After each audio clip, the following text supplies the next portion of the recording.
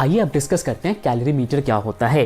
तो देखिए, ये एक प्रकार का डिवाइस है जिससे हम क्वांटिटी ऑफ हीट को मेजर करते हैं। समझ गए? मात्रा, हीट की कितनी मात्रा होगी इसको हम मेजर करते हैं।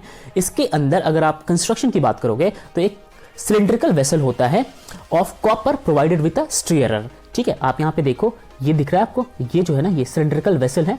ठीक है, और इसके अंदर हम एक स्टीयर लगाते हैं ताकि जो सब्सटेंस आप रखो उसको आप स्टीयर कर पाओ। ठीक है, चलिए आगे बढ़ते हैं। The vessel is kept inside a wooden jacket. आप देख सकते हो कि इस वेसल को आपने वुडन जैकेट के अंदर रखा है। ठीक है, ये वुडन जैकेट है। आप ये चीज देखो, ये बाहर वाला जो कवरिंग दिख रहा है ना, ये आपका वुडन जैकेट है। चलिए, okay. The space between the calorimeter and jacket is packed with heat insulating material like glass, would etcetera. आप देखो, ये तो आपका जो हो गया ना, ये जैकेट हो गया बाहर वाला, और ये व्हाइट वाला हो गया आपका वेसल। इसके बीच में जो स्पेस बच जाता है, ये सारा जो स्पेस बच जाता है, इसको आप किससे कवर करते हो? ये दिख रहा है आपको, ये आप वुल से कवर कर दो या फिर किसी और चीज से, ग्लास वगैरह से भी कवर कर सकते हो ताकि हीट जो इसके अंदर का है वो बाहर ना जा पाए। चलिए, 10 calorimeter get thermally isolated from the surrounding. तो बाहर वाले सराउंडिंग से, इस सराउंडिंग से ये आइसोलेट हो जाता है, बाहर वाला सराउंडिंग अपना इंपैक्ट नहीं दिखा पाता। चलिए, यहां तक समझ गए हम। अब बात करते हैं, loss of heat due to radiation is further reduced by polishing the outer surface of calorimeter and inner surface of jacket. Okay, अब देखो, मान लो कि अभी भी चांसेस बहुत ज्यादा है कि इससे जो है हीट बाहर की ओर निकल जाए, तो हम करते क्या है कि आउटर सरफेस जो है, ठीक है, इस आप वुडन जैकेट का इनर सरफेस और कैलोरीमीटर का, वेसल का आउटर सरफेस जो है, आप इसको पेंट कर देते हो, पॉलिश कर देते हो ताकि और भी ज्यादा जो है ये आइसोलेट हो जाए। ठीक है, अच्छा, ये चीज समझ आ गया।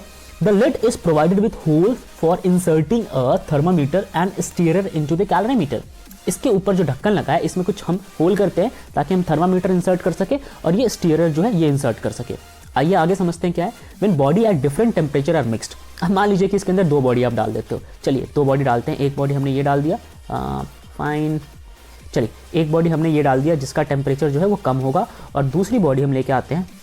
सपोज ये दूसरी बॉडी है हमारे पास, इसका टेम्परेचर है ज़्यादा। ठीक है, इन दोनों बॉडी को आपने यहाँ पे रख दिया। अब ये हायर टेम्परेचर पे, ये लोअर टेम्परेचर पे। जब आपने इसको मिक्स कर दिया तो मान लीजिए कि इसका टेम्परेचर होगा 20 डिग्री, लेट से।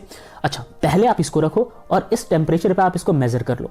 जब 20 डिग्री का बॉडी इस पे रखा हुआ है तो टेम्परेचर पे रीडिंग में 20 डिग्री आएगा। ये जो बॉडी है, ये बॉडी लेट सपोज 10 डिग्री का है। अच्छा, अब आप 10 डिग्री का जो ऑब्जेक्ट है या फिर कोई बॉडी इसके अंदर प्लेस करोगे तो ये अपना हीट हायर से लोअर की तरफ हीट जो है वो लूज हो जाएगा। अब आपको इस टेम्परेचर स्केल पे कितना टेम्परेचर दिखेगा, रीडिंग कितना दिखेगा?